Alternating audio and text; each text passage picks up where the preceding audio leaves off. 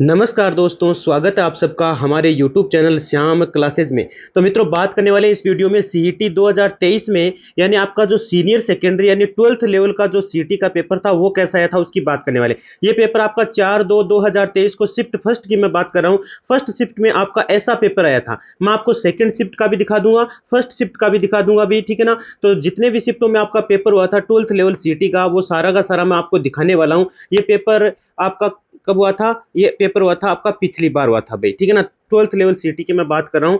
First shift का ये paper है, ठीक है। तो पूरी अच्छे से बात करने वाला, पूरा पेपर मैं आपको दिखाने वाला हूँ किस प्रकार से आपका पेपर हुआ था, कैसे आपके प्रश्न आते हैं। इससे आपको एक आधार मिल जाएगा, इससे आपको एक आधार मिलेगा। इसलिए बिना स्किप किए, वीडियो को बिना स्किप किए, एक भी सेकंड स्किप नहीं करना है और जल्दी से सारा का सारा वीडियो पूरा देखना है भाई, ठीक है ना। ईमानदारी से पूरा देख लेना, जिससे आपको पता चल जाए कि क्वेश्चन कैसे आते हैं भाई, है ना। क्वेश्चन कैसे आते हैं, राजस्थान जीके कैसे आता है, इंडिया जीके में कैसे क्वेश्चन आते हैं, गणित में कैसे आते हैं, आपके कंप्यूटर हो गया, विज्ञान हो गई, हिंदी हो गई, तो सब में कैसे कैसे प्रश्न आते हैं वो मैं जल्दी से, ज्यादा समय नहीं लूंगा मैं आपका। लगभग हम है ना 15 से 20 मिनट में पूरा का पूरा पेपर है ना एनालिसिस कर लेंगे, ठीक है। और साथ में जितना हो सकेगा उतना बताने का भी प्रयास करूंगा भाई, ठीक है। तो सीईटी 2023 ये पिछले साल का पेपर, सेकेंड ईयर लेवल का, सीनियर सेकेंडरी लेवल का, ठीक है। तो ध्यान से देखिए, शुरू करते हैं। और आप में से यदि कोई भी चैनल पर नया विजिट कर रहा है तो चैनल को एक बार सब्सक्राइब जरूर कर लेवें, ठीक है। और बेल आइकन को प्रेस कर देवें, जिससे आपको ना शाम को होने वाली 8:30 बजे लाइव क्लास होती है उसका नोटिफिकेशन मिल जाए और हर एक क्लास का नोटिफिकेशन मिलता रहे, क्योंकि आपके पास सिर्फ 19 दिनों का समय बचा है भाई। 19 दिनों के अंदर है ना, और पेपर देखोगे ना, इस पेपर को देखने बाद आराम से ना आपको एक कॉन्फिडेंस आएगा, जिससे आप ना 40% नहीं, आप 60% के पार चले जाएंगे, 60% भी बना लेंगे भाई। बस आपको बनाए रखनी है तो एकाग्रता, यानी 19 तक आप सुबह शाम जो भी क्लासें होती है वो ले लीजिए। आपका आराम से 60% का आंकड़ा आप छू लेंगे भाई, ठीक है। तो चलिए शुरू करते हैं।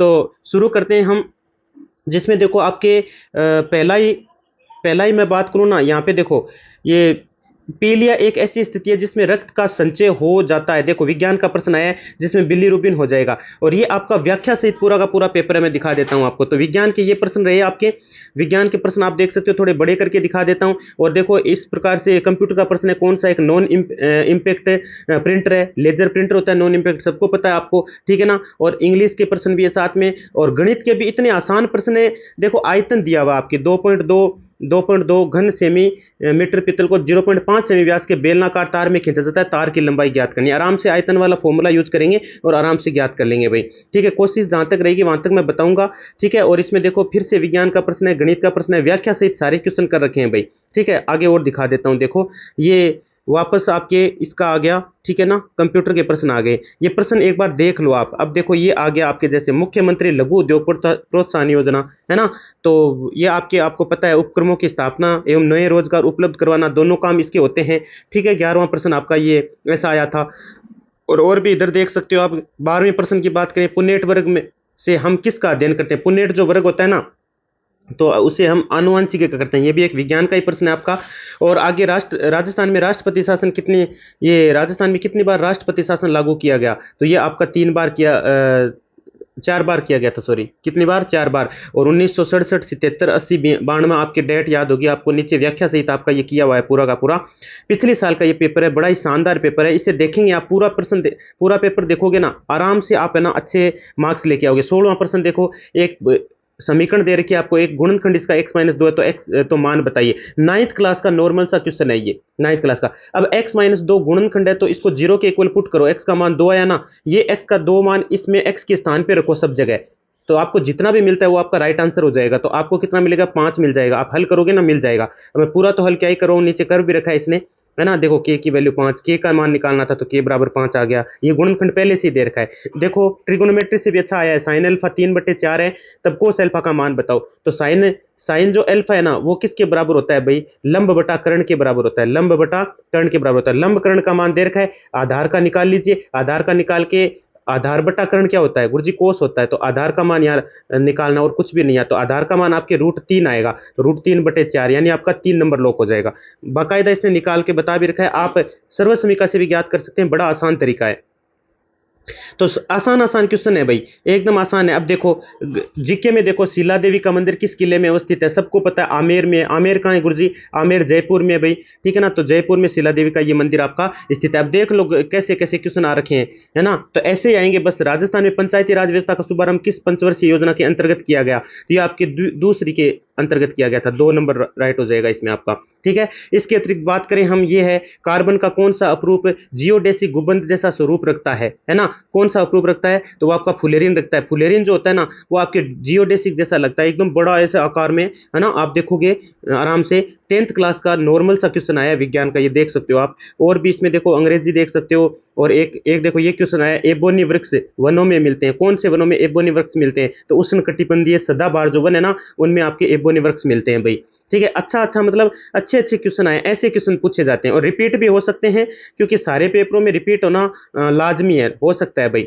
अब इसमें देख लो आप, विज्ञान के प्रश्न हैं, और फिर से आप देख लो करंट के प्रश्न हैं, ठीक है। तो यदि 5 जनवरी 2020 को रविवार था, रीजनिंग देख लो, तो 24 जनवरी 2022 को कौन सा दिन होगा, है ना। तो आप निकाल लेंगे आराम से, सोमवार होगा। आपको करवाया जाएगा बाकायदा, चैनल पर पूरा करवाया जाएगा सिस्टम से, चिंता नहीं करें।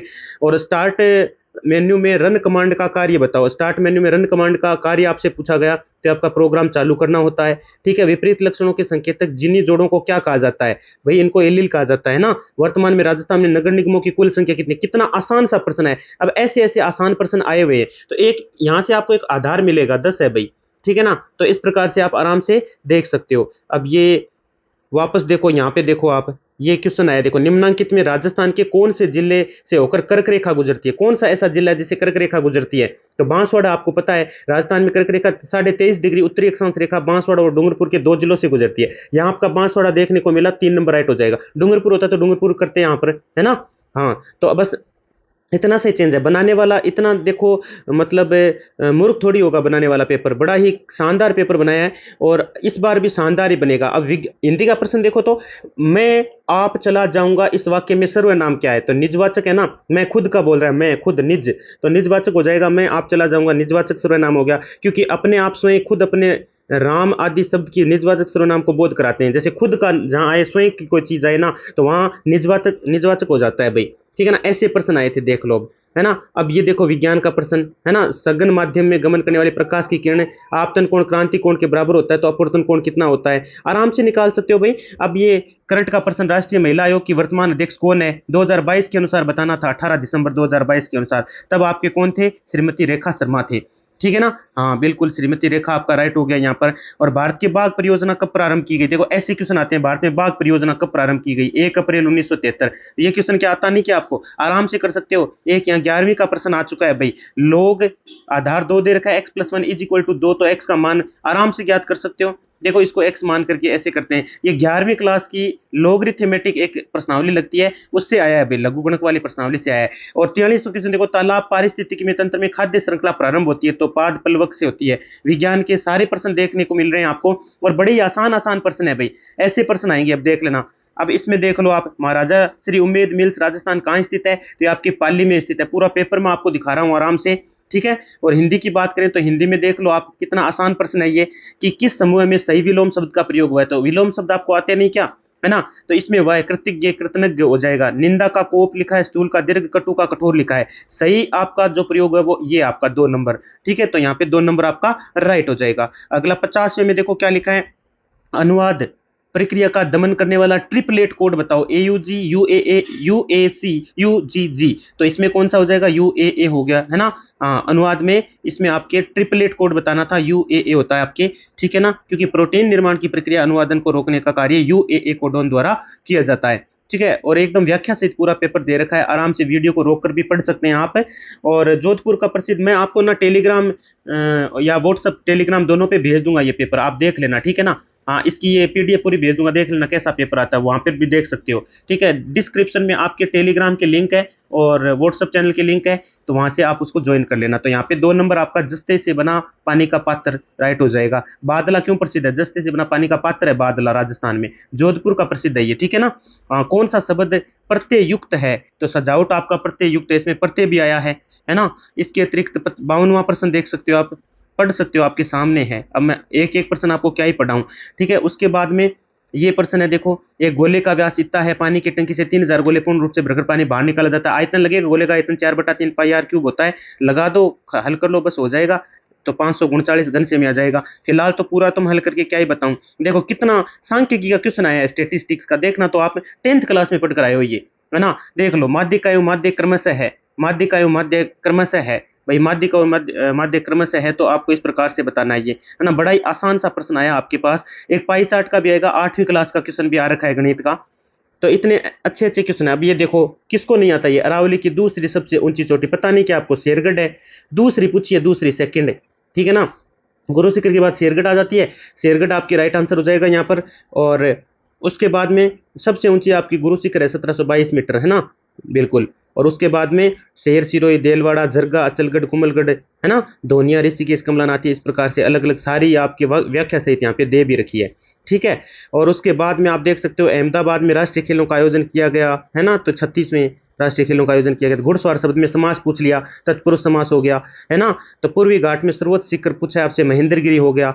बड़े अच्छे अच्छे क्वेश्चन आए हैं, आप क्वेश्चनों को देखोगे वास्तव में मजा आएगा सर जी। अब देखो, इससे अच्छा, इससे बेहतर और क्या होगा। देखो 16,129 अंडर रूट यानी वर्गमूल पूछा है 16,119 का।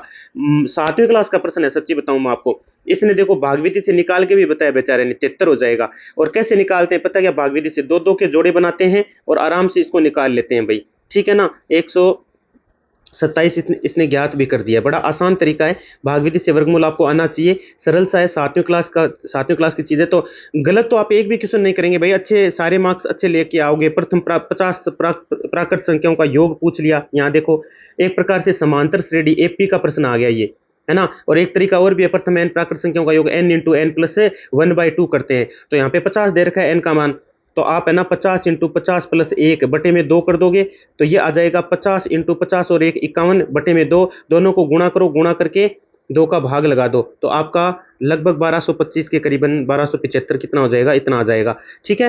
हाँ, तो बड़े आसान आसान प्रश्न आ रखे हैं, आप कहोगे आए नहीं है, देखो ये देखो, है ना। चाहे रीजनिंग देख लो, हिंदी देख लो, आप कोई सा भी सब्जेक्ट देखो, यहाँ पर देखो, इधर दिखा देता हूँ, इनमें कौन सा पावर पॉइंट का व्यू विकल्प नहीं है ना। देखो ये ऐसे प्रश्न आए हैं, आसान आसान है। और देख लो, और आपको दिखा देता हूं मैं, ये देखो प्रायिकता का प्रश्न भी पूछ रखा है, वाह भाई वाह, क्या बात है ना। अनुपात समानुपात से भी आया है। पेनगंगा निम्नलिखित नदियों में से किसकी सहायक नदी है, तो ये किसकी है, गोदावरी की है ना। वीडियो को रोक के आराम से देख लेना प्रश्नों को, ठीक है। पूरा पेपर है, पूरा पेपर आपको भेज दिया जाएगा, डोंट वरी। पिछली बार का ये पेपर, इस प्रकार से क्वेश्चन पूछे जाते हैं, एक प्रकार से आधार आपको यहाँ से मिल जाने वाला है, ठीक है। और उसके बाद में और भी दिखा देता हूँ, शुद्ध वर्तनी वाले शब्द का चयन कीजिए। शुद्ध वर्तनी का तो एक क्वेश्चन पक्का ही आता है, अंतर ध्यान शुद्ध है इसमें ये, ठीक है। बाकी सारे अशुद्ध शब्द हैं यहाँ पर। और कालीबंगा के उत्खनन करता, यहाँ पे क्वेश्चन आया, निम्नलिखित में थे कालीबंगा उत्खननकारी का उत्तरदायित्व किसने संभाला था आपके, है ना। तो आपको पता है आराम से, भारतीय पुरातात्विक सर्वेक्षण नई दिल्ली का नाम आता है। कालीबंगा कहाँ है गुरुजी, हनुमानगढ़ में है। खोजकर्ता अमलानंद घोष थे, याद कीजिए। और उत्खननकर्ता बहुत सारे, जैसे बीबी लाल, बी.के. थापर, एम.डी. खरे, इनका नाम आता है। 1961 से 1914 इनका कार्यकाल यानी इतना रहा था खनन का। और तारकसी के आभूषण जेवर, देखो कितना क्यूट सा क्वेश्चन है। तारकसी के आभूषण जेवर किस स्थान से प्रसिद्ध है, ये आपके नाथ द्वारा से प्रसिद्ध है भाई। मालपुरा करौली मैदान भाग है, तो ये आपके बनास बेसिन का है, किसका है, बनास बेसिन का। यहाँ पे देखो नीचे होगा बनास बेसिन कहीं लिखा हुआ, ये रहा बनास बेसिन का है। और देखो 4 नंबर सही भी कर रखा है ना। व्याख्या सहित पूरा का पूरा पेपर आपका, ये व्याख्या सहित पूरा का पूरा पेपर आपका यहाँ पर, ठीक, देख सकते हो आप, ठीक है। एक एक क्वेश्चन मैंने आपको दिखाए हैं, ये देख सकते हो, ये देख लीजिए। एक बार मैं बस दिखा रहा हूँ, बूंदी एवं कोटा क्षेत्र में कौन सी बोली बोली जाती है, अरे हाड़ौती बोलते हैं भाई। कितना आसान सा प्रश्न है ना। हाड़ा चौहान राजवंश के शासन ने किया था, ये हाड़ौती कहलाती है, इस बोली को हाड़ौती कहा जाता है आपके। और ये भी अच्छा क्वेश्चन है, जलवायु परिवर्तन प्रदर्शन सूचकांक CCPI 2023 में भारत की रैंक क्या रही थी, तो रैंक 8वीं रही थी, 8 नंबर पे आपका भारत रहा था इसमें। और बात कर लेते हैं आगे, इधर दिखा दूं मैं और भी क्वेश्चन दिखा दूं, ये देखो ये उसके प्रश्न है। गुरुजी किसके प्रश्न है, रीजनिंग के प्रश्न है भाई। उत्तम श्रेणी का कोयला बताओ, उत्तम श्रेणी का एंथ्रेसाइट होता है। गंभीरी तथा बेड़च नदियों के संगम का कौन सा किला मतलब गंभीर नदियों के संगम पर कौन सा किला स्थित है? तो ये आपके चित्तौड़गढ़ किला आपको पता है जैसा कि सबको, है ना, कोई गलत नहीं करेगा। बीकानेर जिला से प्रवाहित होने वाली नदी का उपनाम आपसे पूछा गया, तो इसमें आपके कोई नदी नहीं है, यहाँ तो इधर कोई नदी पड़ती नहीं। नागौर जिले में कौन सी झील स्थित नहीं है? तो नागौर जिले में कौन सी नहीं है? रेवासा नहीं है, डीडवाना, डेगाना, कुचामन, ठीक है। रेवासा झील है वो खारे पानी की झील है, सीकर जिले में स्थित है। राजस्थान की खारे पानी की सबसे बड़ी झील सांबर झील है। खारे पानी की सबसे बड़ी कौन सी है? सांबर। और इसके लिए एक अच्छी सी ट्रिक भी बता रखी है खारे पानी की झीलों की, साड़ी का पल्लू कुत्ता फाड़े रे, है ना।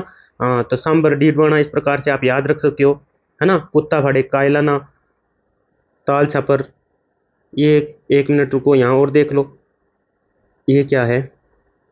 हाँ, देखो ये प्रश्न है, बड़े अच्छे अच्छे क्वेश्चन आए हैं भाई, आप देख सकते हो, सरल सरल क्वेश्चन है, एक भी क्वेश्चन ऐसा नहीं है जो आप नहीं कर सकते, है ना। तो इससे आपको एक आधार मिल जाएगा कि किस प्रकार से आपके प्रश्न आपको देखने को मिलने वाले। ये प्रश्न देख सकते हो 133 134 नंबर, आराम से रोक के पढ़ लेना वीडियो को, है ना। वृहद राजस्थान राज प्रमुख किसे नियुक्त किया गया था, है ना।